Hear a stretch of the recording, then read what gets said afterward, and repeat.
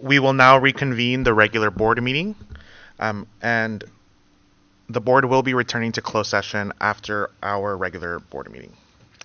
Um, Dr. Perez, can I have you lead us in the Pledge of Allegiance, please?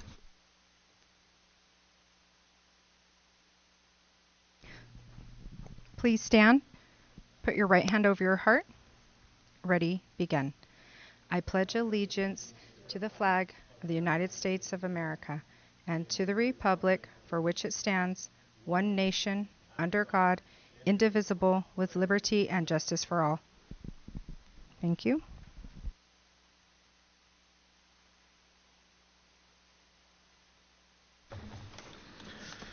Thank you. I want to recognize that our district and school campuses are located in the village of Paspenga. I want to acknowledge that this land we refer to as Orange County is the unceded and traditional lands of the Gabrieleño Tongva Nation and the Juaneño Band of Mission Indians, the Hashiman Nation. These lands were taken through a process of colonization, physical, and cultural genocide. I want to pay my respects to elders, both past and present, as well as the Tongva and Hashiman youth who have attended and are currently attending our schools in neighboring districts. Ms. Quiroz, do we have any action items to report out from closed session? We do. In closed session, by a vote of 5-0, the board took action to issue notices pursuant to Education Code Section 44951 that certificated administrative employee identified by number 15181 shall be released from the position of Principal 4 and reassigned to Principal 1, Alternative Education, and employee identified by number 16205 shall be released from Principal 2 and reassigned to Principal 1, effective at the beginning of the 2025-2026 school year. The board also directed the superintendent or designee to send out appropriate legal notices. Moved by Ms. Lepsak, seconded by Mr. Bustos. Board members with the yes vote: Mr. Bustos, Ms. Brazier-Aceves, Ms. Magdaleno, Dr. Alvarez, and Ms. Lepsak.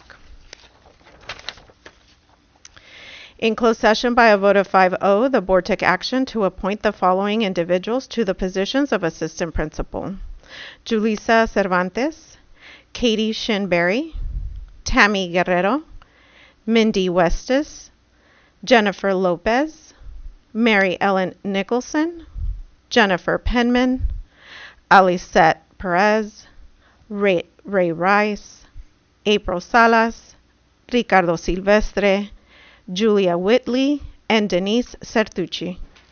Moved by Ms. Brazier-Aceves, seconded by Ms. Lepsak. Board members with a yes vote: Mr. Bustos, Ms. Brazier-Aceves, Ms. Magdaleno, Dr. Alvarez, and Ms. Lepsak. In closed session, by a vote of 5-0, the board took action to appoint Jennifer Cisneros to the position of Executive Director, Finance and Operations. Moved by Ms. Brazier-Aceves, seconded by Ms. Lepsak. Board members with a yes vote: Mr. Bustos, Ms. Brazier-Aceves, Ms. Magdaleno, Dr. Alvarez, and Ms. Lepsak. In closed session, by a vote of 5-0, the board took action to appoint Guadalupe Lupita Cruz to the position of Director of Expanded Learning. Moved by Ms. Brazier-Aceves, seconded by Ms. Magdaleno. Board members with a yes vote: Mr. Bustos, Ms. Brazier-Aceves, Ms. Magdaleno, Dr. Alvarez, and Ms. Lepsak.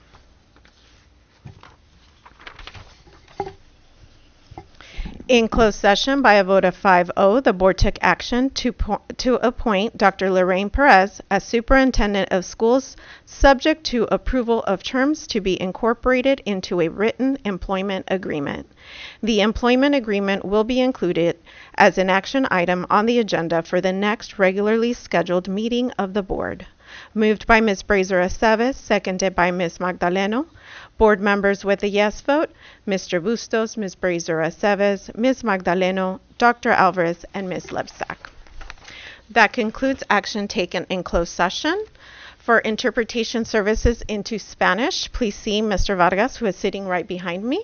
Si necesita interpretación en español, por favor pase con el señor Vargas, quien se encuentra sentado detrás de mí.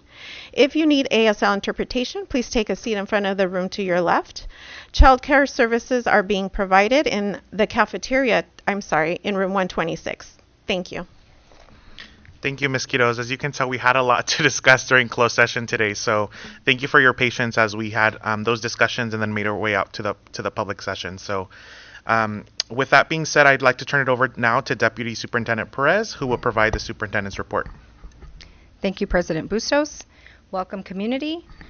Just a few items today. I wanted to start just by sharing and recognizing, the things that our community is experiencing with regard to immigration and enforcement activity that's happening in our community, and just really remind everyone that as a school district, we are here with and for our families and for our students. I want for our parents to feel comfortable to know that our schools have not in any way been targeted, in these enforcement activities. Our schools have been respected, and we anticipate that will continue. We hope that will continue, and we will take any and all actions to ensure that we are keeping your children safe, and that we are also providing resources to our families. We've conducted many Know Your Rights in conjunction with legal experts around ensuring that our families know what their rights are. And we just really want to express and share with our community that any and all supports that we can provide, we will, and we will continue to do that. Please feel comfortable to reach out to your school site, to your FACE liaisons. We see Ms. Solomon back there, to Ms. Solomon directly. To any of our staff, we want to ensure that the well-being of our students and our families are of utmost priority. So I just want to reassure everyone of that. I also want to celebrate our graduations. That last week of May was just such a phenomenal time, just really culminating, events for our kids and thinking about where they're going on to. We have kids in our district, and I really want to remind our families and thank our families for entrusting their students with us. And through that partnership with our families, we see kids in our district go on to Harvard, on to Princeton, on to MIT, on to Stanford, Columbia, all of the top universities across this nation. And we are so very proud of that. And we are also very proud of all of our students, our kids that are, maybe they're not at these top universities. That does not mean that there's a limit to what they're going to go on to accomplish. Our kids who are going to Santa Ana College and maybe transferring on to Cal State or CSU, there's so much hope and so much optimism in our students and what they're going to be able to accomplish that's going to really change the trajectory for their families and really add so much value to our community. So I just want to thank our families and really have an opportunity to celebrate all of our young folks who graduated with us this year and point out how different Santa Ana Unified is. I'll just think about some of the things that we experience at graduations. I don't know, but name another community where we have families at in a large place like the Bowl doing the wave. Like for a good solid 5 rounds. That was phenomenal. It was so much fun. Parents up dancing, just celebrating, really excited. This is the culture of our community, and I'm so very proud of that. And I love that our families and our students feel comfortable to do those things and to really be who they are and to share in that celebratory spirit in such a free way. It was beautiful. I also want to share that June is Pride Month, and you do see that we have our flag flying. We are committed, again, to creating safe and inclusive spaces for all of our students. That is what we are committed to here in SAUSD. And I want to thank our staff and our families and the community for supporting this commitment. A couple of years ago, we had our inaugural flying of the flag, the Pride flag, progressive Pride flag, and we had lots of folks out here celebrating that and reiterating this is a safe space for our students. And so I just really want to acknowledge and appreciate the board's leadership in promoting equity and belonging within our district. And lastly, Again, this gets coupled with the wellness of our students. I want to remind our families, and I know folks are watching at home, that we do have our summer lunches. I want folks to take advantage of that. It's here for you. It's here for our students. We offer these meals year-round, and we have breakfast and lunch served at 56 of our locations for students, or for folks who are 18 and under, so our students. And so just, if there's more information that you're looking for, you can always follow us on our social media, or also check in on our website at www.sausd.us for further information. And with that, that concludes my comments for today. Thank you, Dr. Perez. Ms. Quiroz, we will now move on to our public presentations. And before we begin, please note the following. The board president, myself, will enforce Board Policy 1313, which imposes rule of decorum and civility in the conduct of this meeting and in this facility. Should any member of the audience act in a manner inconsistent with the requirements imposed by that policy, or who interrupts a speaker at the podium, make comments that are deemed derogatory of the speaker and their message, or which are threatening in nature, they shall be warned to stop such conduct and asked to leave the meeting. If it occurs again, they will be removed by law enforcement pursuant to Board Bylaw 9323.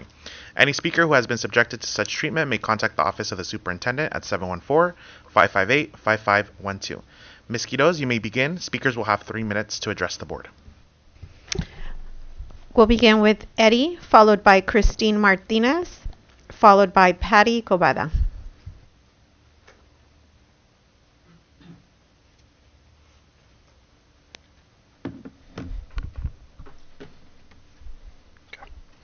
Good evening. My name is Eddie, and I'm a church community leader. First, I want to congratulate Brenda on her appointment to the board. It's definitely overdue. On behalf of over 75 churches, I want to say we finally feel seen, heard, represented, and it's been a long time coming, and your presence gives us hope. Thank you for everything you've already done, and thank you for the responsibility you are taking now. Your voice matters, and so does ours. Over the past few years, during summer graduation ceremonies, we've noticed speeches that should uplift our youth instead of drifting into political rants and messages of division. Rather than inspiring the next generation, they sometimes sound like anger directed at the country that gives us the freedom to speak, learn, and gather in places like this. Let me be clear. I love this country. I respect its flag, its history, and principle it was founded on Judeo-Christian values and faith, liberty, and purpose. As George Washington once said, we are a nation that answers first to God, not to government overreach. This is why I cannot stay silent. While many of us raise our children with strong moral and spiritual foundations, we are seeing more and more ideologies in school that we feel attempt to divide us, confuse our kids, and weaken the rights of our parents. We're not asking what others should believe. We are demanding the right to protect what we believe and what we teach our own children. Tonight, I present this flag, an appeal to heaven, a flag carried by our founding fathers when they stood against tyranny. Today, it symbolizes peaceful but firm stand the truth, faith, freedom of our school. To all the parents, wake up. This is not about politics. It's about our children, their future, and our right as parents to guide them with wisdom, not confusion. Thank you. God bless. Now I will go to Spanish. Buenas noches, me llamo Eddie, soy líder de una iglesia comunitaria. Primero quiero felicitar a Brenda por su nombramiento en esta junta. En nombre de más de 75 libras hispanas, quiero decir gracias. Nos sentimos vistos, escuchados, representados. Ya ha pasado mucho tiempo y su presencia aquí nos da esperanza. Gracias por todo lo que has hecho. Gracias por asumir la nueva responsabilidad. Su voz importa y la nuestra también. En los últimos años, durante algunas ceremonias de graduación, hemos escuchado discursos que deberían inspirar a nuestros jóvenes, pero terminar siendo mensajes políticos llenos de división. En vez de motivar a nuestros hijos, algunos de esos usan ese momento para atacar al país que aún nos da la libertad de hablar, aprender y reunirnos en lugares como este. Quiero decir claro, amo a este país, respeto su bandera, su historia, los principios que los cuales fueron fundados. Valores judeocristianos de fe, libertad y propósito. Como dijo George Washington, somos una nación que primero responde a Dios, no a un gobierno que sobrepasa sus límites. Hoy presento esta bandera. A todos los padres, despierten, eso se trata de política. Gracias a Dios y que Dios los bendiga a todos. Christine.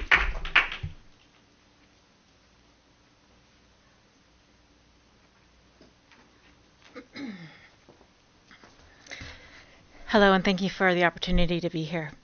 I'm a parent of 3 students at Santa Ana Unified, 2 of which have graduated and moved on to University of California and graduated. The last, who's currently enrolled at Saddleback High School. He has autism, and he's thriving with the support that he has there, and I'm thrilled to report that. So thank you for that. I'm also a daughter of a retired teacher, a director of fiscal services at Linwood Unified, and so therefore my love for public education, suffice to say I do support it. My concern, however, is transportation services. We've had issues for quite some time, stemming from my son's 2nd grade year when he was taken to the wrong home and I wasn't contacted, and he was lost for over an hour. At 5 years old, he was asked to walk down the street from his babysitter's house and wait in front of a liquor store to be picked up. Last summer, he was picked up earlier than he would normally be picked up. I went out, spoke to the driver, and she told me what time he'd be back. He didn't come back in time. I thought that was odd. I called the school. They said, oh, they're not out for ESY yet. Called the district. They said, oh, he was dropped off at the wrong school, an elementary school. He's 5'4", 200 pounds, has facial hair and acne. He was in a bus with special needs elementary children, and I was never contacted the entire day. He was taken to Saddleback High School and sat there for an hour and a half. Again, I was not notified until I pieced together everything. I asked for a meeting at the beginning of the school year. I waited 30 days, heard nothing. I followed up several times with the then superintendent of special education, finally got an appointment, and sat with Ms. Ray Rice, who told me, quote, I know you won't like to hear this, but summer is different. I pointed out that the liability of the district remains the same regardless of the time of year.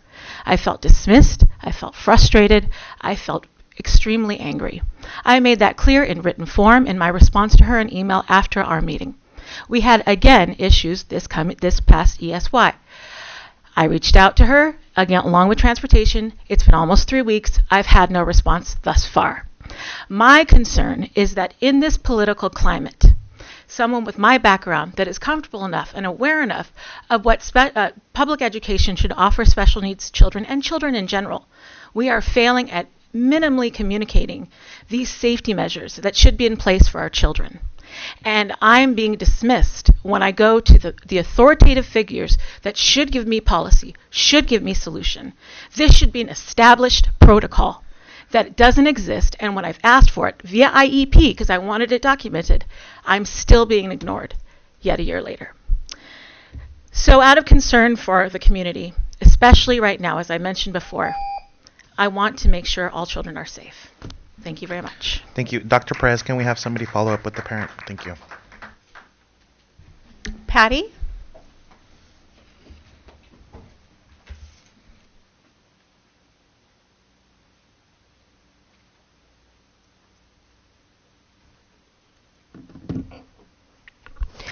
Good evening, board. My name is Patricia Cavada. I don't have any children in this school district. I am a woman who was born and raised here.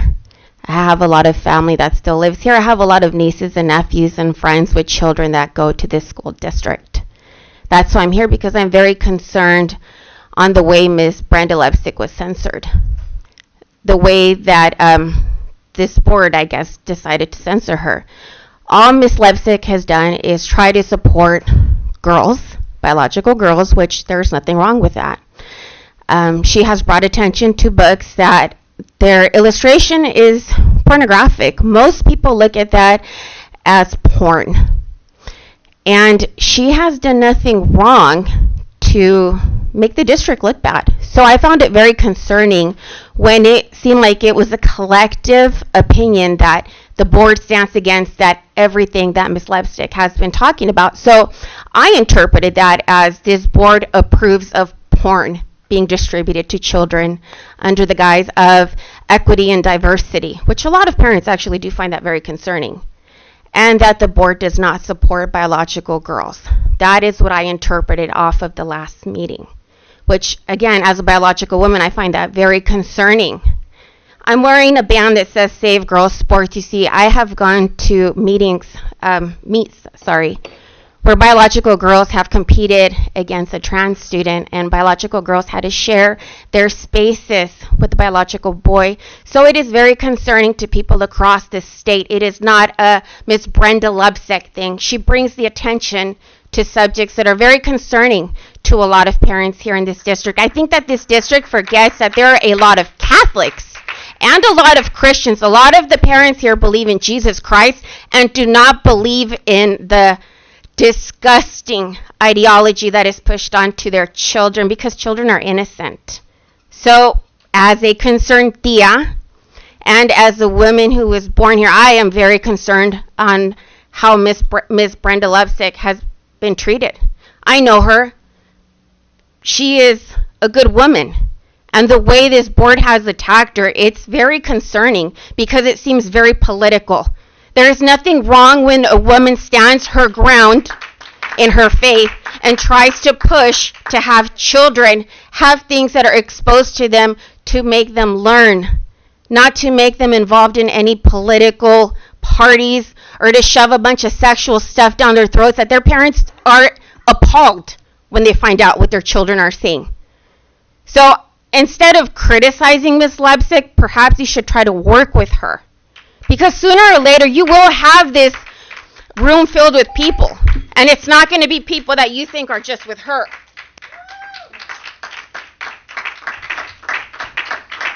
Rosie Hernandez? Do we have a Rosie Hernandez?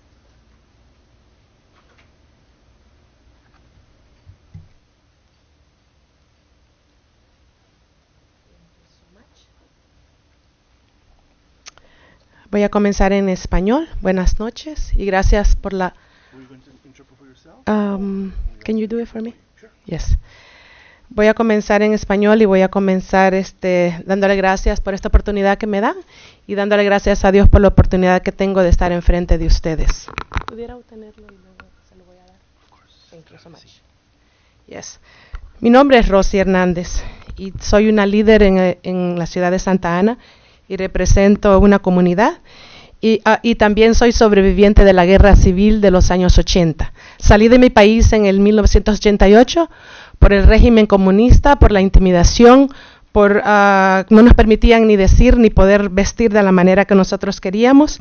Escapamos del comunismo para llegar a este país y nos sentimos bien alegres de que este país nos haya dado la oportunidad de tener una libertad y de poder tener expresión. ¿Cuántos se sienten alegres por eso? Porque tenemos la oportunidad de poder ser libres.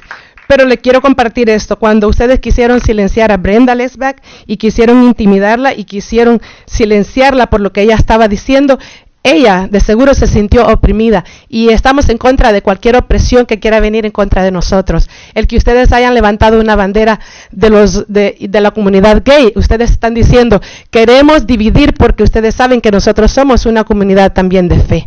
Entonces, queremos que ustedes estén conscientes de que todos ustedes tienen la responsabilidad de representar no solamente cualquier comunidad, pero todas las comunidades parejas, y ustedes tienen la responsabilidad de poder traer a toda la comunidad a unirse y que todos estemos en la misma unidad. Quiero hacer una oración porque en el nombre de Jesús yo creo que ustedes van a poder tener conciencia de lo que yo estoy hablando. Padre, te doy gracias esta noche y te doy gracias porque cada uno de los que están aquí esta noche, Señor, están al sonido de nuestra voz y sabemos que en el nombre de Jesús, Señor, tú les puedes traer conciencia, Señor, a su espíritu de saber que algunas cosas que se están haciendo, Señor, para dividir la comunidad, Señor, puede pararse, Señor, en el nombre de Jesús, y oramos al Padre, al Hijo, al Espíritu Santo de que tú les enseñes y les muestres el camino verdadero. En el nombre de Jesús te lo agradezco y todos podemos decir amén a esa oración y muchas gracias por su atención. Gracias.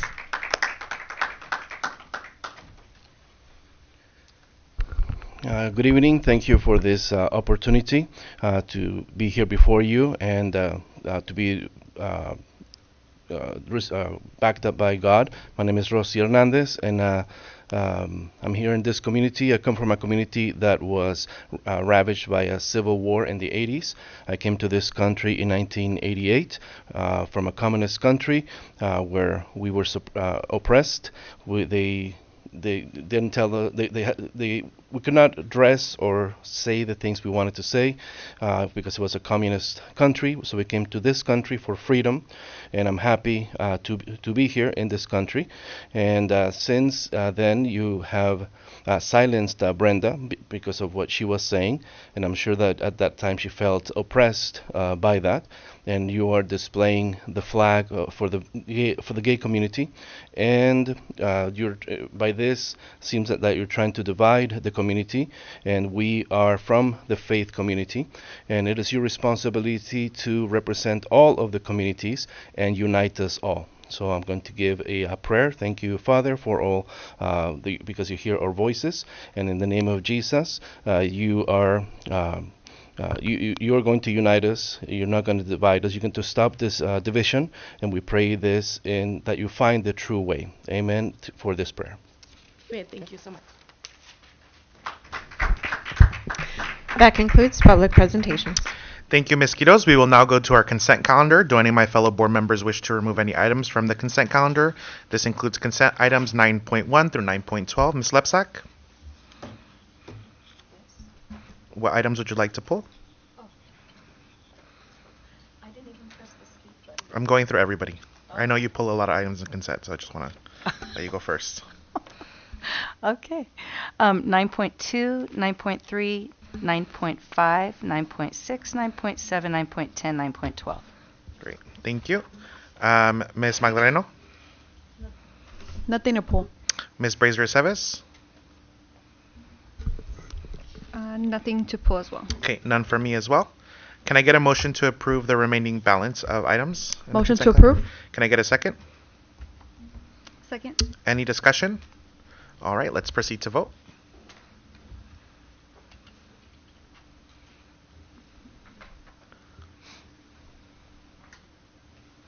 On a 4-yes vote with Dr. Alvarez absent, motion carries. Let's go to item 9.2. Ms. Lepsak? Actually, Ms. Quiroz? 9.2, acceptance of gifts in accordance with Board Policy 3290, gifts, grants, and bequests. Can I get a motion to approve? Motion to approve. Can I get a second? I will second. Any discussion? Ms. Lepsak? Yeah, that's go. Okay. Yeah, I just had a quick question. There is on the fifth one down, it was a $212,000 donation for Monte Vista Elementary School, and it was for an outside. It included an outside mural, also library renovations. And I was just wondering, when we do get donations like this, does the community, such as the Monte Vista Elementary community, have input into that mural, or is it just designated by whoever donates that money?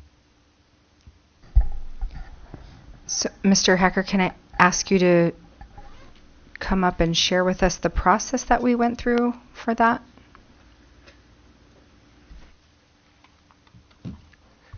So typically on any mural, regardless of the source of the funds, there's going to be a process regarding the content of the mural.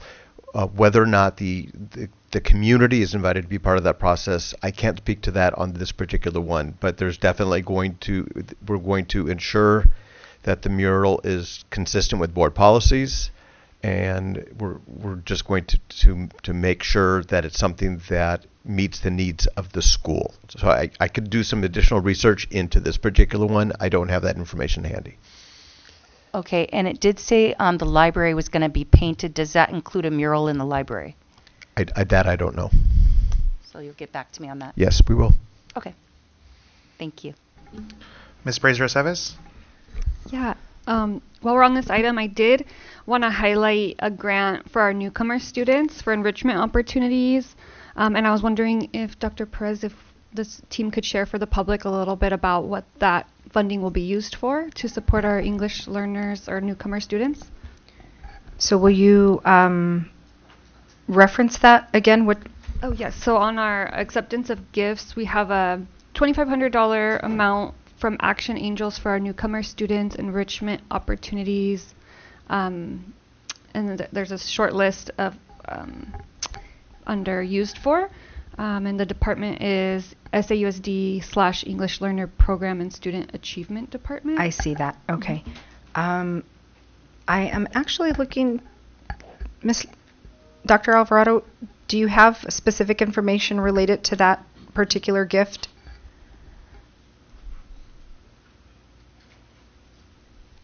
We do not, but we can get that information to you. Okay, thank you. And I, more than anything, I just wanted to highlight, I was excited to see our newcomers being supported on this list. So just thank you. Thank you to the team.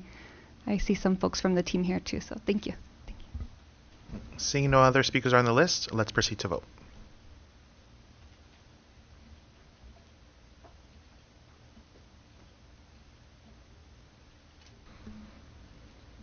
On a 5-yes vote, the motion carries. Item 9.3. Approval of extended field trips in accordance with Board Policy BP 6153, School-Sponsored Trips, Administrative Regulation AR 6153, School-Sponsored Trips, Administrative Regulation AR 6153.1, Extended School-Sponsored Trip, and Board Policy 5145.31, Transgender, Non-Binary, and Gender Non-Conforming Students. Can I get a motion to approve? Motion to approve. Can I get a second? Second. Okay, we have a motion and a second. Any discussion? Ms. Lepsak?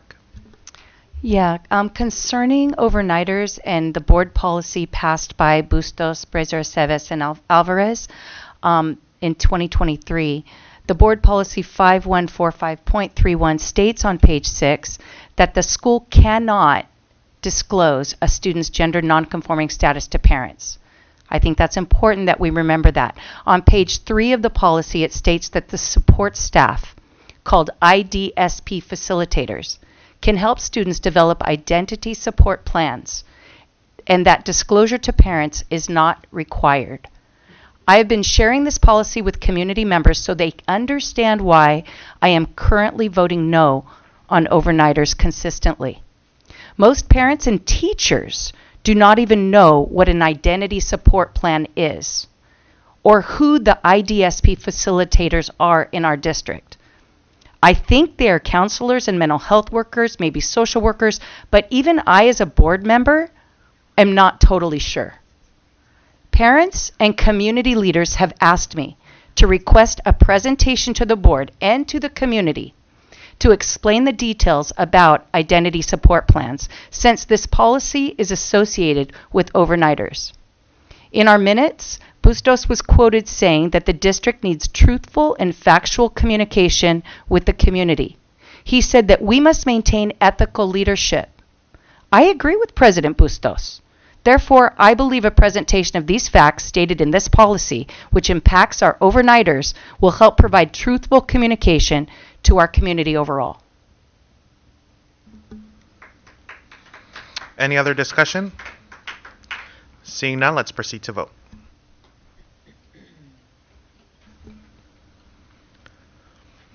On a 4-yes, 1-no vote, the motion carries. Item 9.5.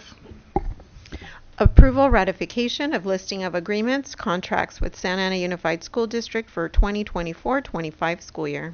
Can I get a motion to approve? I will motion. Can I get a second? Second. Okay, we have a motion and a second. Any discussion? Ms. Lepsak? Did we miss 9.4? You said 9.3 and 9.5. I don't think you mentioned 9.4. We've already approved 9.4.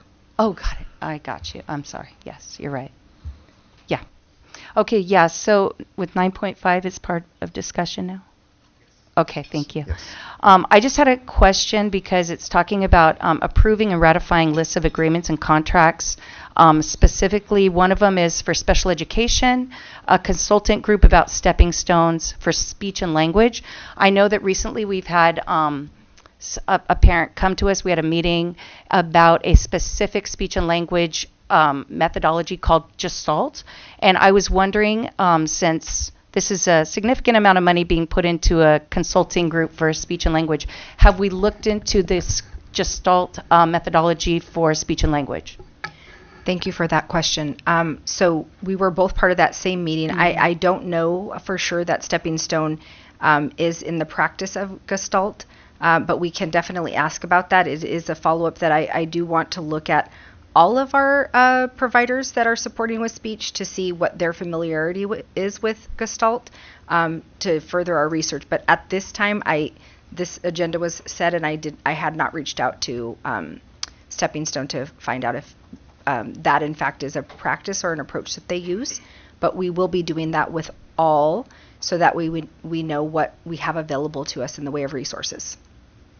Thank you. And I do want to thank community members when they do give input, especially, you know, if there's a specific thing that's working really great for your students.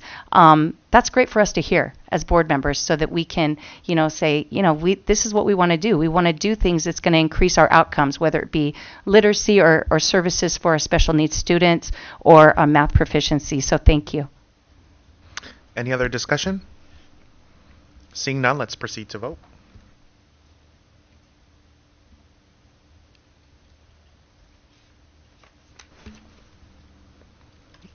Ms. Lepsak? I'm sorry. On a 5-yes vote, the motion carries. Item 9.6. Approval ratification of listing of no-cost community partnership agreement with Santa Ana Unified School District for 2024-25 school year. Can I get a motion to approve? Motion to approve? Okay, I will second. Any discussion? Ms. Lepsak? Yes, so I was looking at the contracts for internships. This specific one with Long Beach State University is an intern agreement for social workers. So looking at the placement agreement on the letter E, it says confidential student information for the university. It says student records shall remain confidential as required by the Family Education Rights and Privacy, which is FERPA. Neither party shall release any protected student information without written consent of the student unless required to do so. I found this strange because usually FERPA laws is actually protecting the parent as far as confidentiality and student information. So this is actually a different interpretation of FERPA law, basically saying that the student information, it says, neither party shall release any protected student information without written consent of the student. There's nothing that says parent. And my question is, we're dealing with 5-year-old students. We're dealing with, 8-year-old students. So are we saying then that the students are the ones that are giving the professionals the consent or permission whether or not to share information with their own parents? Because that's how I read it. And right now there's a lot of arguments going on about the interpretation of FERPA in the state of California and we have our lawyer here, I believe, but I've been reading letters, coming down from DC saying that California is not interpreting FERPA law correctly, and that this, obviously, there is a contrast. Okay. So I am going to ask Michelle DeJournay to come up and address that. I do want to point out that this contract is actually from Long Beach State University. Mm-hmm. So this is something that they put forth. And their language, and maybe Ms. DeJournay can shed a little more light on that. Hi, good evening. Good evening. What it's mentioning is the university students. So if in that statement with neither party shall release, so the district as well as the university is not going to release information regarding their own university students, so not us, so not our students in SAUSD. So it's just to make sure that we're not practicing anything discriminatory and sharing information regarding the interns and the trainees. So the student they're referring to is the college student. The college student, okay. Yes. And that's the way I understood it, since it's the student field placement agreement. So my assumption was that it was for the college student, not necessarily. So I think when they refer to the student, I think they're referring to the college student. That's how I understood it as well. Correct. I mean, typically FERPA isn't for adults. Typically FERPA does relate to minors when it talks about confidentiality. So it does continue on. It's just any type of identifiable information is what it's regarding. Okay. Okay. Okay. So there's another part of the contract I had questions about. On J, letter J, it says acceptance, termination, and non-discrimination in placements. It says that this is dealing specifically with the intern about to terminate the assignment of any university student of facility, failing to perform satisfactorily to the facility. Basically, it's just saying for any academically related reason, neither party shall deny placement to any student, and I know there it's talking about the college student, based on, of course, it says religion, color, ethnic group identification, sex, age, physical, or mental disability. Now, my question about mental disability here being a protected class, because we have a lot of mental disabilities. We have psychopaths, kleptomaniacs, pathological liars, schizophrenia. Are we saying that these are now considered protected categories? To be honest, I just checked the DSM, and pedophilia is now also considered a mental health disorder in the DSM for American Psychological Association. So I guess I'm getting concerned when I see mental disability, because I'm saying, can this be a loophole to actually put our kids in harm's way, because somebody can say, well, that's my mental disorder, that is my diagnosis?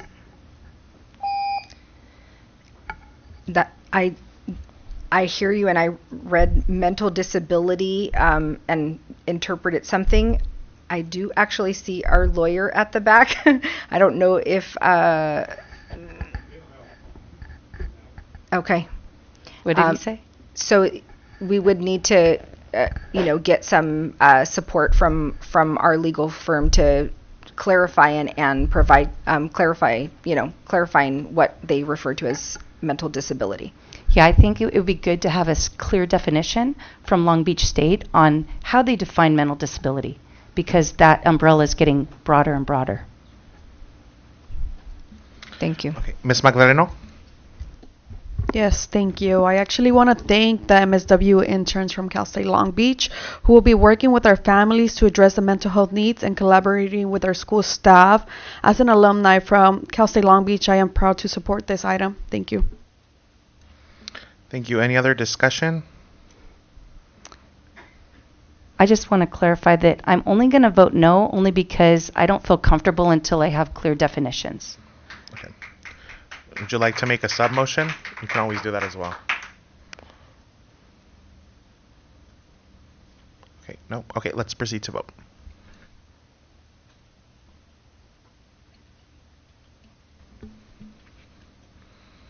On a 4 yes, 1 no vote, the motion carries. Item 9.7. Approval ratification of listing of grant award applications with Santa Ana Unified School District for the 2024-25 school year. Can I get a motion to approve? Motion to approve. Can I get a second? Second. Okay, we have a motion and a second. Any discussion? Ms. Lepsak? Yeah, I actually called UCI and talked to the person, Rebecca Tyler.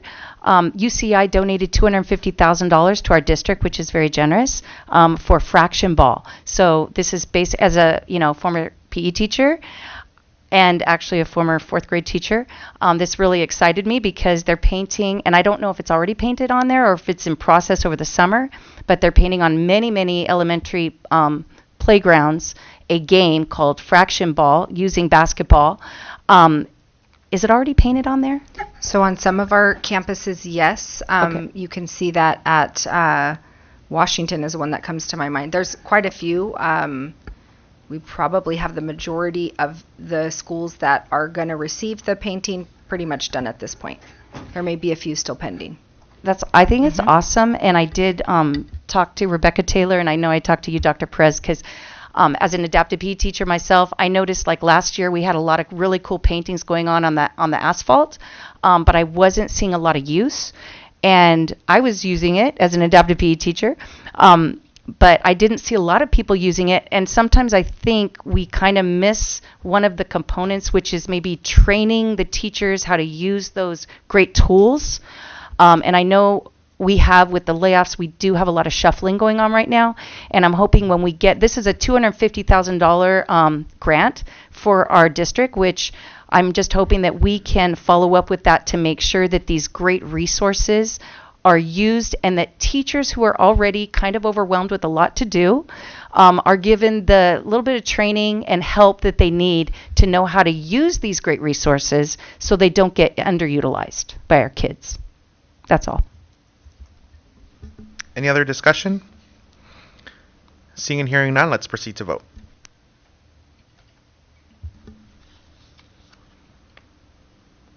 On a 5 yes vote, the motion carries. Item 9.10. Ratification of purchase order summary and listing of all purchase orders for the period of May 7th, 2025 through May 20th, 2025. Can I get a motion to approve? So moved. Okay, and I will second. Any discussion? Ms. Lepsak? Yeah, I had a question about the Expanded Learning Opportunity Program. This is for $588,000.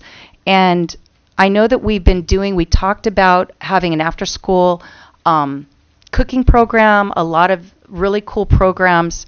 My question is, as we have been talking about focusing on literacy and math proficiency and really wanting to move that needle, like you said, Dr. Perez, on outcomes, can we utilize some of these funds for math intervention specialists, for reading specialists, for after-school tutoring, so parents don't have to pay out of pocket when they see their kids falling behind? This can already be integrated in our after-school programs. So the money that you're talking about, the $588,000, have already gone through the system and been approved. It's what we're utilizing for summer enrichment, and it is really focused on literacy and math, science, all of those beautiful things. So we have activities for upper grade students, for lower grade students, and it's really project-based learning, and that is our enrichment. Other parts of that funding were spent on instructional supplies as well. Now, within our expanded learning programs, we do offer high-impact tutoring. We have a lot of resources available to families, but this particular allotment of money that you're talking about, that's how it was spent. Okay, and this is going on in the summer as well? So did you for mention that? summer, yeah, for summer we have a variety of programs that are being offered. So we have enrichment, we have intervention, a type of academic intervention that's being offered. We have ESY, we have credit recovery. We have a variety of programs that are being offered right now. And I can provide you that information if you want extensively in a B2B. So Actually, better yet, I would ask Dr. Perez, I would really like to, since it's happening over the summer, I'd really like to schedule to be able to go out on the field and check these out. And I really want to see all these awesome programs going on. Absolutely. Yeah, thank you. Any other discussion? Seeing none and hearing none, let's proceed to vote.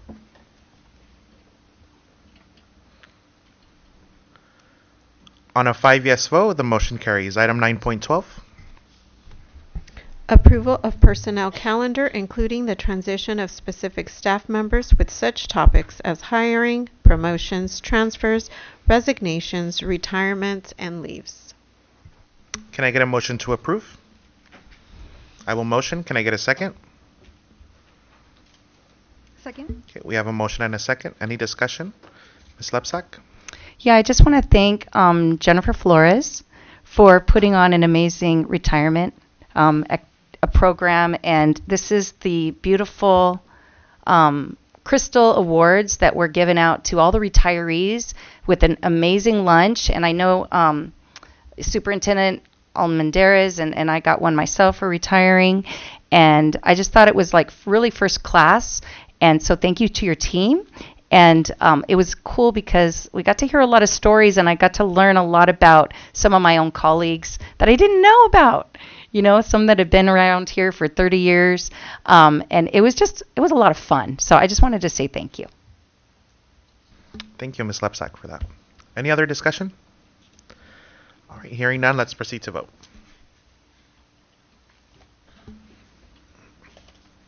On a 5 yes vote, the motion carries.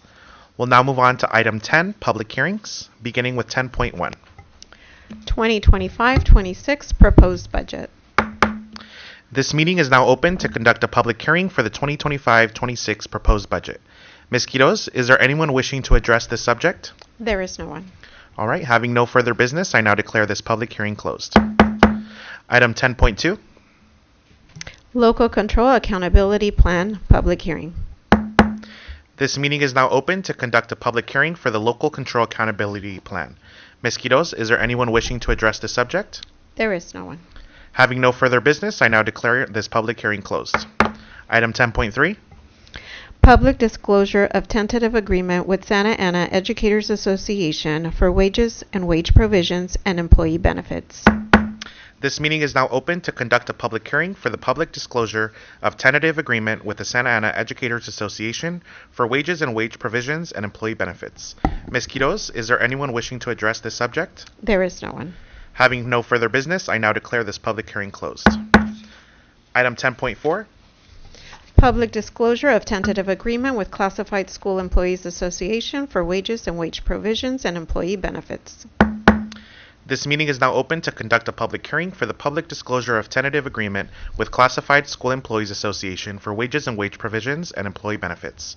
Ms. Quiroz, is there anyone wishing to address this subject? There is no one. Having no further business, I now declare this public hearing closed. Item 10.5.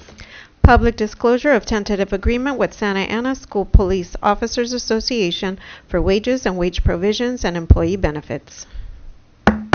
This meeting is now open to conduct a public hearing for the public disclosure of tentative agreement with Santa Ana School Police Officers Association for wages and wage provisions and employee benefits. Ms. Quiroz, is there anyone wishing to address this subject? There is no one. All right, having no further business, I now declare this public hearing closed. Right, now on to our regular agenda, item 11.1. Ms. Quiroz? Approval of Memorandum of Understanding with the California School Employees Association, Chapter 41, regarding Wellness Self-Care Day. Can I get a motion to approve? Motion to approve? Okay, and I will second. Any discussion? Seeing and hearing none, let's proceed to vote.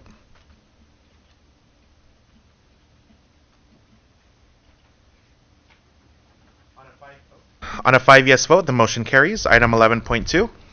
Approval of Memorandum of Understanding with Santa Ana Educators Association regarding impacts and effects of the reduction in force. Can I get a motion to approve? So moved. Can I get a second? Second. Okay, we have a motion and a second. Any discussion? Seeing and hearing none, let's proceed to vote.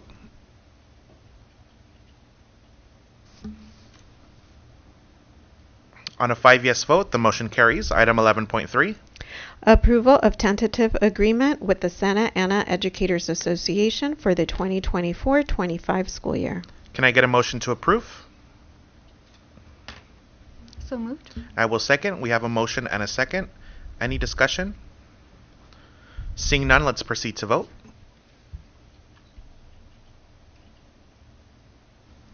Ms. Lepsak? Sorry. On a 5-yes vote, the motion carries. Item 11.4.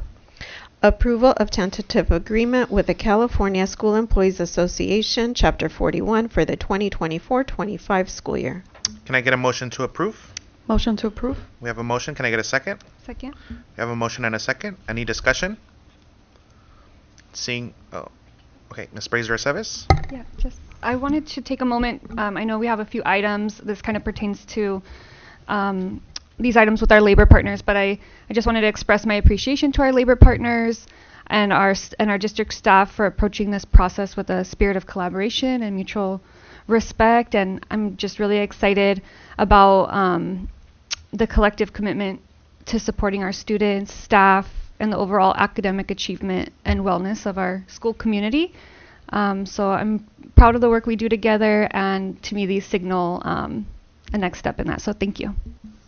Thank you. Seeing and hearing no other comments, let's proceed to vote.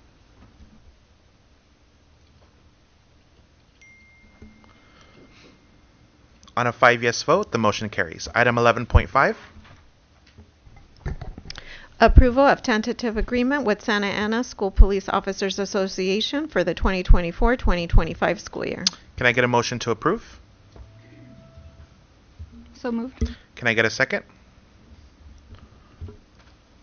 Second. Okay, we have a motion and a second. Any discussion? Ms. Levsak?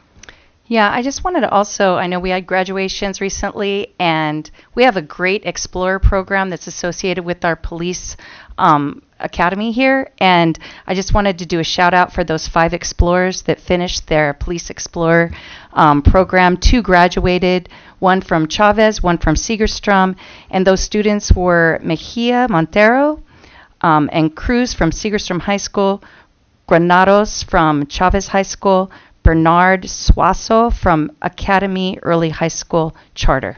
So congratulations, Explorers. Seeing and hearing no other discussion, let's proceed to vote.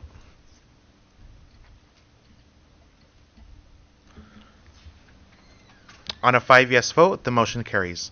Item 11.6. Acceptance of Governmental Accounting Standards Board 7475 rollover valuation of other post-employment benefits. Can I get a motion to approve? Motion to approve.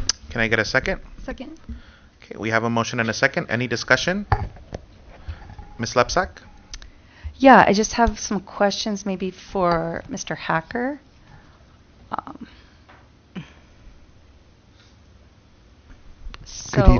Yeah, on the first is the expense for June 30th, 2025 in section C number 3, $24,133. No, wait. So 24 million. we have in the audience Luis Murillo, who's our actuary who did the valuation. Okay. And I'm gonna bring Luis up in order to answer any questions. And if you don't mind, before the questions, he could make just a few points. Yes. Yes, please do. Sure. Yes. Good evening, Good esteemed board. evening. So before I answer your question, would you like just a kind of brief overview of what That this would is be about? great, yeah. Sure, absolutely. So the district is providing its employees with health benefits at retirement. And so there's a cost for providing that benefit. And so the purpose of the GASB statement, GASB 75, was to put this, which GASB stands for Governmental Accounting Standards Boards. And so they say everything that has to go on your financial statements. Mm-hmm. And GASB 75 is a standard. If you provide retiree health benefits, this is how you have to account for that liability and what you need to disclose on your financials. And so there is a cost to providing that benefit, and we as actuaries, because that cost is in the future, and we don't know what that cost is going to be because it depends on when you retire, what the cost is going to be. As actuaries, we have to estimate those costs. And so this is an estimate based on future when your employees are going to retire, and then bringing them to today's dollars. And so in its entirety, what you've accrued on the books for this liability as of June 30th, 2024 was $272 million. And then you have actually set aside assets in a trust of about $52 million. And so you have an unfunded liability of around $220 million. And what that says is your employees are not getting this benefit yet, but because they're earning this benefit, it's getting that liability. You're kind of every employee is earning a piece of that benefit. Mm-hmm. And so every year they earn another piece that goes on your liability. Okay, your retirees are receiving this benefit, so their cost is just what they're getting. Okay. Okay.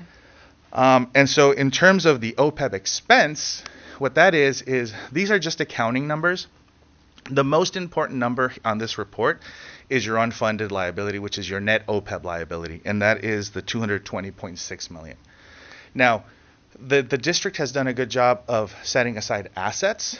A lot of districts right now are barely weighing whether they should set aside assets in a trust. It's an irrevocable trust, and what that means is that you can only use these benefits to pay out retiree health benefits. And so what the district is doing is they have costs for these retirees every single year. Rather than paying it from those assets, you're paying it from your general fund. And so you're leaving those assets and you're letting them grow, which is a good thing. And you get to count that payment that you make from your general fund outside of the trust as a contribution as well. So your assets are growing. Now, as an actuary, I would say that you want to have your assets over time equal your liabilities, right? So you want to get closer to that $272 million over time. And now that's a moving target. It's an estimate, and it's going to change. You have new employees coming on every 2 years, every year, right? So the liability is going to change, bringing in those new employees that are getting a benefit. You're going to have retirees that are no longer getting a benefit. So it's a moving target. So that 220 is a moving target. It also depends on, you know, how your assets do. Your assets of 52 million are invested. And so how they earn, how they make, you know, what they earn also matters. So that, again, that's kind of a brief overview of what this benefit is. And again, the 220, the net OPEB liability shown in the first page of our report, is the important number. I would say that the next important page or section of our report is at the bottom of page 2, because it just shows how our liability went from last year to this year. Your liability went from this year to last year. In terms of the OPEB expense, the 24.1 million that you were asking about, that is the increase in what's hitting your balance sheet. So from last year to this year, it grew by 24 million, but you're going to offset it by the retiree payments that you made, about 14 million. So in when you take the 24 minus the 14, think of it as it grew by 10 million. So the liability grew by 10 million. What's actually hitting your balance sheet? Okay. Sorry. No, you can ignore that. Hopefully that's helpful. Okay, so what happens when the rate of return assumption of 5.75% is not achieved? So that is a long-term rate of return. So that's over 30 to 50 years. And it's not going to be achieved every single year. Some years you're going to have more. Some years you're going to have less. And so that is over the long run, what based on how your investments are allocated. So there are equities which are more risky. Because they're riskier, they expect a higher return. Fixed income is less risky, so you expect a lower return. You're under the CRBT CalPERS OPEB trust strategy, the third strategy. That strategy is more conservative, which means that they're more invested in fixed income, so it's less risky. So that's how you get the 5.75. And there are years that you don't make less. So the years you make less, over the long run, you're going to have to put in more contributions to make up. So the years where you make more return, your contributions will be less. Years where your return is not the 5.75 is lower, you have to make that up with higher contributions if you want it to be fully funded. Which so means it's kind of like a variable rate instead of a fixed rate. It's not kind of it's think of it as a 401k, right? Like you put your money into the stock market and you expect some type of return, but it really is going to depend on what the market does. And so this is the same way. The 5.75 is not guaranteed. Is what we think the fund and what CalPERS thinks the fund will earn over the long run every year. But again, that's going to be very, in the next 10 years, they're actually expecting a little bit less than that. Okay, thank you. Sure. All right, thank you. Seeing and hearing no other speakers, let's proceed to vote.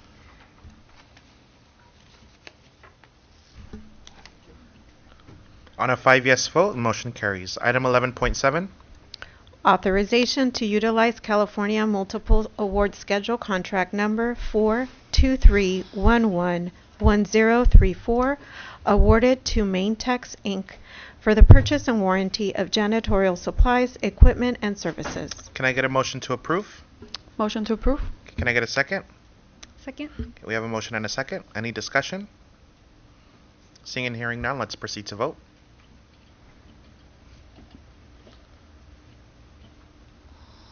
On a 5-yes vote, the motion carries. Item 11.8.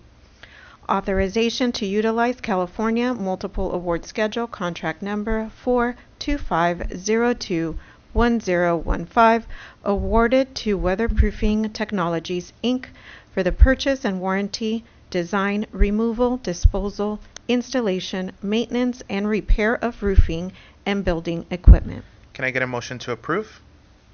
I have a motion. Can I get a second? Second. We have a motion and a second. Any discussion? Okay, let's proceed to vote.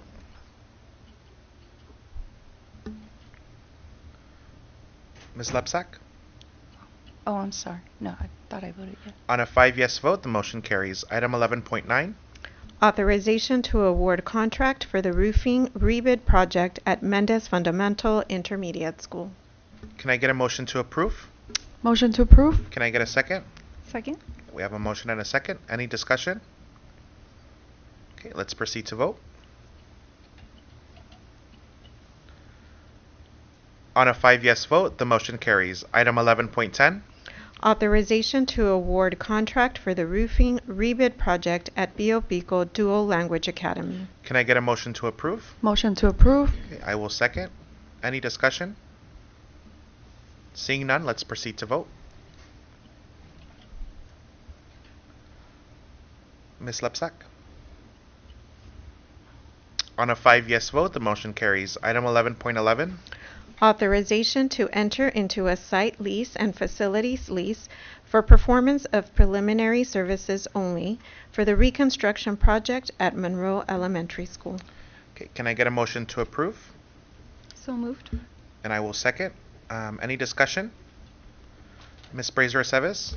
Yes, I'm proud to support this item tonight. It's an important step toward implementing a university partnership with UCI at Monroe Elementary. And these university partnerships have proven to be one of the most effective strategies for increasing enrollment. I've had the opportunity to meet with leaders who've worked in other schools, staff who work in other schools that have implemented these partnerships, and I've heard directly about how their enrollment has at times doubled. And so they've been able to really thrive as the statewide decline in student enrollment continues. These university-assisted schools have the opportunity to help keep our campuses competitive and thriving. I know our team has also had the opportunity to visit such schools in Los Angeles and other districts. And so these partnerships offer a powerful opportunity to really impact our system and our district here. And to provide the space and the model for the student achievement and school climate that we are building together. So I support this as a way to make sure our students not only have access to top-notch facilities and high-quality instruction that reflect the excellence they deserve, but also support their academic success. So I'm really proud to support this item. Thank you. Seeing and hearing no other discussion. Oh, Ms. Lepsak? Just a little more clarity on the UCI partnership at Monroe Elementary School. So my understanding was that I thought they were just renting the space, but maybe you could explain, because I'm not familiar. Sure. Okay. I'd be happy to. So we will be one of a very few districts across the state that actually has a university partnership. This means actually that they are having UCI students come in to our setting to learn from the practices that we have and also inform our practices. So their research will, weigh in on our practices. I'll speak specifically to our dual language program. So UCI has students who are learning to become teachers in that space, but they also have folks who are researching best practices around dual language. And so we will have a really symbiotic relationship where they're learning from us, we're also learning from them.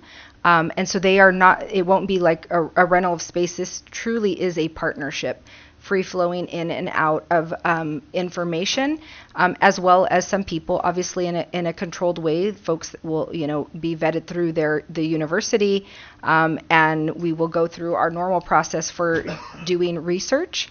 And I'm looking over at our research and evaluation team. Dr. Emily Wolk has been and will continue to be involved in vetting the research that we will be doing. We do envision that this will be and we don't like lab, that term, because people think kind of like guinea pigs. Yeah, a little bit. And that's not what we're doing, but we want to make our practices visible. And so that folks can see the quality practices that we either already have or that are being enhanced through the partnership with UCI. So is it more of a mental health, or is it more academic, or both? We have not spoke about mental health pieces at all. It's academic then. It's academic. And the parents are aware of the partnership and have agreed to having their students with access. Is there are we letting parents know? So we are not there yet. There has not been any interaction with that regard yet. We are at the building phase, like actually envisioning what this will look like in practical terms, what spaces will look like. But yes, we will be very transparent with families about what this means and what they have access to. And you heard Board Member Brazer Aceves talk about the ability for this to, be something that keeps our families and students here, but also attracts students and families. And that's actually what many of the lab schools, the university-assisted partnerships result in. Like this is attractive as a parent to be able to have your student go to a school where there's all this innovation happening, layered on top of the great things that are already happening at Monroe is really a win-win. And we do believe that our families, will be excited to take advantage of that. But yes, we will communicate with the families, and actually they will be part of, community will be part of design, part of, what the partnership, ends up really truly being. So if I wanted to sell this program and say, hey, come to Monroe because this is going on, how would I do that? Like, what are 3 things that I could say, this is how your kid is going to benefit by going to Monroe and having this UCI partnership? So we will... Dr. Perez, just Sure. for the sake of the item, I think that this is really important, and it's really exciting. I think all of us, the community, also wants information. But since we're only on the process of the building now, and just to keep our also, I don't want to violate any Brown Act violations, and I want to make sure that we're just sticking to the item, which is just the actual Facility authorization, right? The pieces. facility piece. So let's go ahead and stick to that. Sure. And then I think as we start developing that more, we can have definitely more community input and actually have a presentation for the board. Definitely. Okay. Thank you. Sounds good. Thank you. Thank you. So we have a motion and a second. Let's proceed to vote.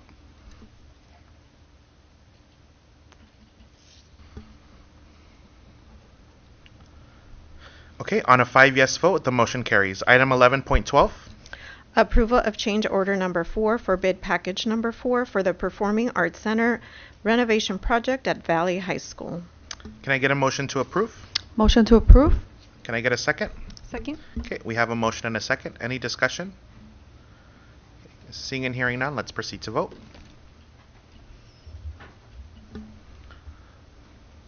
On a 5 yes vote, the motion carries. Item 11.13. Acceptance of completion of contract for the general package for the batting cages rebid project at Santa Ana High School. Can I get a motion to approve? I will motion. Can I get a second? Second. Okay, we have a motion and a second. Any discussion?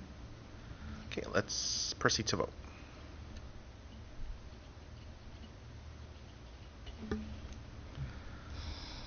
On a 5 yes vote, the motion carries. Item 11.14. Acceptance of completion of contracts for bid packages number 6, 9, 18, 21, and 22 for the Performing Arts Center renovation project at Valley High School. Can I get a motion to approve? Motion to approve. Can I get a second? Second. Okay, we have a motion and a second. Any discussion? Ms. Lepsak?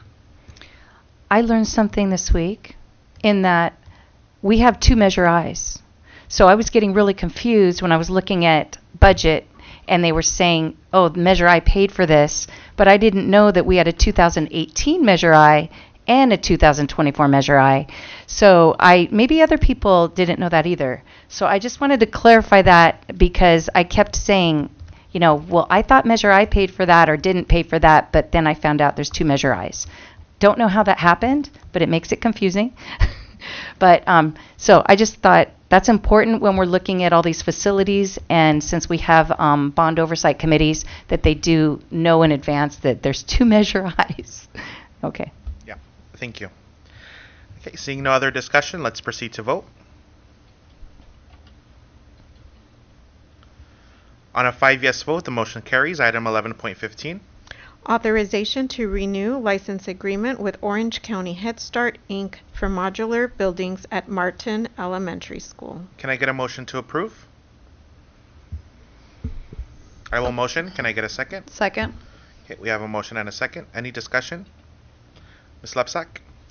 I just like a little clarity between Head Start and ECE, Early Childhood Education, because I did have a parent call me this week saying that Head Start has ended and was replaced by Early Childhood Education. And I'm like, really? That's news to me. So, but I see it's right here, Head Start. So my question is, can you differentiate between the two programs? Is it based on their funding? And then how many Head Starts do we have in comparison with early childhood education? So and if I can really quickly, so that explanation, but the piece around what this item is related to and why Head Start's even noted in there, if we can make sure that we clarify that. Okay, so let me just backtrack a little bit. We actually don't have Head Start in our district currently servicing our own students. We used to have Head Start in Santa Ana, but we were offered the opportunity to get an expansion grant and actually service even more families and provide them with more resources. The funding for Head Start is different from ECE, which we have now. Early childhood education is state funded. Head Start, when we used to have it, and it's still federally funded. So what we have currently this is Orange County Head Start that we're talking about, and it's not necessarily our students. They are using a building and a facility, and it's a long-standing partnership that we've had for a long time. We have ECE programs, part day and full day, in every single elementary school with the exception of two, right, Keely? Greenville and Thorpe, because they're locked in terms of capacity. There's just not space. But we do have programs. We have dual ECE programs, so they are everywhere. Again, full day and part day programs. Okay, and then we have the EC and then the Mitchell, and the Mitchell is the special ed preschoolers. Right. The ECE is the gen ed preschool. Yes. Okay. So Mitchell is ECSE, which is early childhood special education. Thank you. You're very welcome. Thank you. Seeing no other discussion, let's proceed to vote.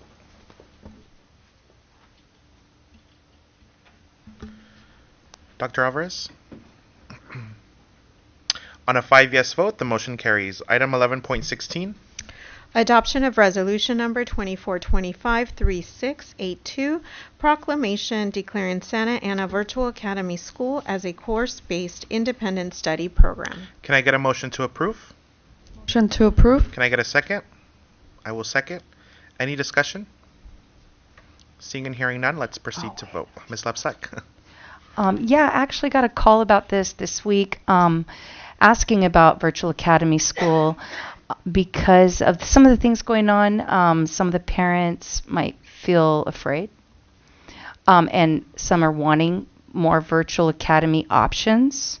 And what is the grades for a Virtual Academy? I see our team making their way over. So good evening. Last year we were able to service grades 3rd grade through 12th grade. But this year it was adopted as a school, so it can service from kindergarten up to 12th grade. And the primary kids go to the same academy as the secondary kids? Or? Well, the program is asynchronous and synchronous, so students have live instruction, virtual live instruction every day. So they are actually not on a school site. Some students do have a requirement built in that they come in and check in on a weekly basis. Part of the continuity of instruction plan that we shared with you earlier this year does have some flexibility in those weekly in-person check-ins for our students. So they could actually be at home then? Mm-hmm. And yes. Most are? Most are.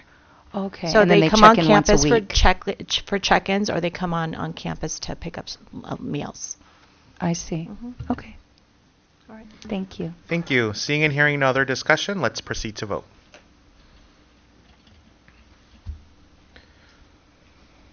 On a 5 yes vote, the motion carries. Let's move on to items 12, 12.1 and 12.2. Ms. Quiroz? New and revision of existing board policies, first reading, no action required. 12.1 Board Bylaw 9320, meetings and notices, revised for first reading. resubmission. 12.2 Board Bylaw 9321 closed session, Exhibit 9321-E closed session, and Exhibit 9321-E closed session revised for first reading. Thank you. Let's move on to item 13, board reports, and we'll start with Ms. Lepsak. Okay. We didn't have any discussion on 12.1 or 12.2? Those are just first readings. No, there's no action required. Those will come back at the next board meeting for discussion, correct? Okay. Yeah. Okay. Yeah, I attended, there was a 2-hour Know Your Rights webinar last week provided by the district, and I thought it was very informative, and I appreciated the simultaneous translations provided in 3 languages. And I want to thank Lisa Solomon, if she's still in the house. Thank you, Lisa Solomon, and your team for their work in making this available to our SAUSD community. Up-to-date information, especially right now, empowers our community, and I personally learned a lot, so thank you. I think as a district, we need to practice this in all areas. I think parents, regardless of their citizen status, should have the right to be informed with equitable access. And this includes policies and practices of identity support plans for students. I hope we will soon have a presentation to the board made available to the community providing details about identity support plans. It's hard to build trust if we pick and choose the information we disclose to parents and families. We have plenty of opportunities for parents and community members to provide input through the LCAP, employee surveys, online thought exchanges, town halls, school site council meetings, PTO, PTA, etc. However, how can people, including employees, give input about things they don't know about? And I think we have made a lot of progress in increasing transparency about student academic outcomes, budgetary spending, and so for the sake of consistency, let's add identity support plans to the mix. Thank you to the community leader who gave me this flag today, which says Appeal to Heaven. It's a great reminder that no matter how chaotic and overwhelming things get, we have an advocate in heaven who supersedes governing officials on earth, in whom civil rights leaders in the past reminded us to turn to. Martin Luther King Jr., in a sermon from 1954 titled Rediscovering Lost Values, warned his congregants to not substitute material possessions, titles, or so-called progressive knowledge for God. He said, quote, "I'm not going to put my ultimate faith in the little gods that can be destroyed in an atomic age, but I put my faith in God, who has been our help in the ages past, and our hope for the years to come, and our shelter in the time of storm, and our eternal home," end quote. I just finished reading this book from our community, Our Stories Unite Us, and I was super inspired by these stories of immigrant families in our own school district. Their stories reflect the faith MLK spoke about. From the chapter A Divided Heart, Lorena described when she and her husband left Mexico to start their own family. She felt torn because she left her parents and siblings. She missed them, but would travel back and forth on a visa. But when her visa expired, she could not travel back and forth anymore and said, quote, "You never know what the future has in store for you, but God is great. I do not lose faith that one day we will have our documents to be able to come and go to Mexico and the United States.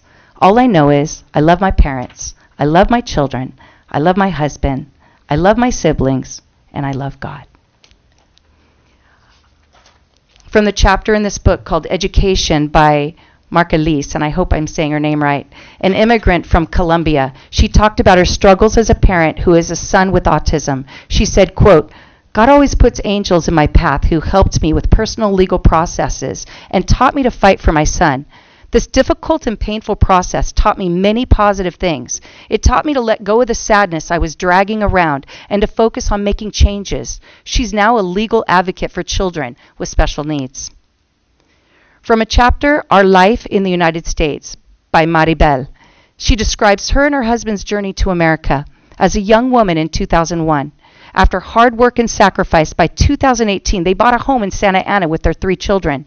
She stated, quote, "We felt blessed by God for achieving our dream. God is great and merciful. He had faith. We had faith, and He would never let us go of our hand. Even through the global pandemic, we strive to live one day at a time, always grateful to God." So reading this book, Our Stories Unite Us, made it obvious to me that our community has strong faith values. And that faith, regardless of skin color, does unite us. I think this flag here exemplifies that faith, and we should pass a resolution to fly the Appeal to Heaven flag during the month of May. Because in May 1952, President Truman, a Democrat, established the National Day of Prayer. And our former superintendent, Dr. Alma Juarez, who served SAUSD from 1994 to 2006, and who passed away this year, fully supported the National Day of Prayer through Santa Ana Unified School District. Dr. Alvarez? As a former service member, I took an oath to defend the Constitution of the United States against all enemies, foreign and domestic. And I wanted to urge everybody who has ever taken that oath to stand up, fight against injustices, and to fight against fascist policies that are being implemented. You know, our community is hurting right now. You drive down the streets, our streets are empty. The kids, our families aren't picking up food from the food distributions. And I wanted to thank all the staff that have been there to support our students that are looking after them. And it's a difficult time, but we're going to get through it. We're going to get through it by all of us working together. The last thing that I just wanted to mention is the Orange County Rapid Response Network published the map of ICE activity within the city of Santa Ana. And through that map, it was a GIS map, they were able to identify the hotspots. You know, what's going on, it's racial profiling. They're purposefully picking on our communities, and with that map, that's a tool that we have that helps us identify the areas that they're targeting. So now that we know what areas are being targeted, how about we try to focus on those areas for food distribution or reaching out to those families and those communities. And the last thing that I just wanted to mention is that now that we have that tool, now that we have the data, there's nothing that says we can't notify our community of ICE activity in our communities. So now that we have that map, that we know the hotspots, now that we know that the Orange County Rapid Response Network has been effective in identifying spots where ICE is currently present at, we've developed a robust communication system within our district where we can communicate to the whole district or we can communicate to specific communities, specific schools. So there's actually legislation, working its way through legislation right now, which would actually make it mandatory for school districts to notify parents in case of ICE activity. But as far as I understand it, as of right now, there's nothing that prevents us from notifying our community whenever there's ICE activity, and I would like for the board to consider that we notify our community in those types of events. Thank you.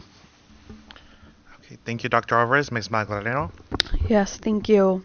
I want to take a moment to acknowledge the recent violent raids that have taken place in our community. Events that have caused deep distress, fear, anxiety, and a growing sense of distrust across our city. I'm thinking especially about our students. I've heard directly from a couple of students that they are afraid, not just for themselves, but for their families. Because even if you're not an immigrant, you know and love someone who is. This issue impacts all of us, not just one group of our community. Right now, families are afraid to leave their homes due to heavy ICE presence and National Guard presence in our city. This fear is real and this fear is justified. Last week, I stood alongside our students in a peaceful protest, not just as a school board member, but as a resident here in Santa Ana. I was tear gassed and I was shot twice while in the crowd of peaceful demonstrators. I witnessed firsthand the escalations of violence inflicted on our community members. And I am still in pain. My mind is still processing the psychological toll, but that experience only deepened my commitment to our students. I was there to help them ensure their safety, to stand with them, and to speak out against this injustice we are facing. I condemn the violence and any effort by any agency to suppress the voices of our students, our families, or to violate their right to peacefully assemble and express dissent. What happened was unacceptable and shameful. As a proud daughter of immigrant parents, I will always stand with our students and our families. And I want to remind our community that our schools are safe places, and SAUSD will not cooperate with ICE or any immigration enforcement agencies. If you need any resources, please reach out to our school sites. Please reach out to the district or reach out to me directly. We are here to support you. And I want to thank the Orange County Rapid Response Network for everything they have been doing. You know, I am an ICE watcher like some of our colleagues here on the board, and I just want to thank everybody in the community for everything that they're doing. This is a difficult time, and if we stand together, we'll get through it together. Thank you. Thank you, Ms. Magdaleno. Ms. Brazier Aceves. Yes, thank you. Good evening. Buenas tardes a todos. As a school board member and vice president of the Santa Ana Unified School District, I want to take this moment to reaffirm my unwavering support for our immigrant community. In recent weeks, we've witnessed alarming and inhumane enforcement practices by ICE that have brought fear, confusion, and harm into our neighborhoods. Detaining residents while complying with court orders, targeting day laborers, and using force against elders simply waiting at bus stops. These actions are not only often unlawful, they are morally indefensible. We must be clear. These tactics have no place in our city or any community. I call on our colleagues at the city to work together with us to ensure that no local law enforcement agency or city entity is allocating funds or resources to in any way aid these operations or be perceived to be aiding these operations. That includes the response to the peaceful protests of our community who are coming out in solidarity to support their own families, their neighbors, our students, and our community. I had the opportunity to stand alongside several of my colleagues here on the board, our supervisor Sarmiento, some of our colleagues at the city council, as well as colleagues and elected officials from across the county, neighboring cities, who are all concerned about what is happening, the level of violence, and the lack of dignity that our families are being shown through these ICE enforcement activities. They're cruel and they need to stop. I also want to take a moment to deeply, deeply thank our entire team. I know that at the end of last year, we quickly pivoted as a district. We recognize that our students cannot achieve academically if they and their families are fearing for their lives and fearing family separation. And so I want to thank everyone. I know it's been a very heavy past maybe 7-8 months as we first saw this coming and we began to prepare. So thank you. I want to highlight, I know on our district social media, we highlighted the numbers for our community and to show our solidarity of how many workshops, Know Your Rights workshops we've held, reaching over 5,000 people. I think almost 2,000 people within the last week or so alone.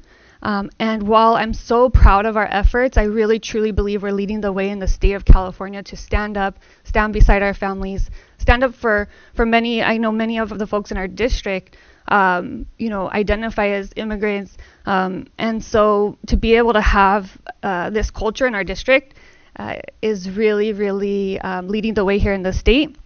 But it also makes me sad, right, that so many families are needing these services at this time. So just thank you for what you do. I know our Know Your Rights cards have gone out now in over 15 languages across our district. Our diversity and culture here is beautiful. And I know that a lot of folks in the community, in our district, both organized as a district and people on their own as individual community members that work in our schools, have begun to reach out and support families and see how they can provide some sense of comfort and safety, whether that's delivering groceries to them at home because they're afraid to leave their house. And it's wild that we even have to inhumane that we even have to have this conversation, right?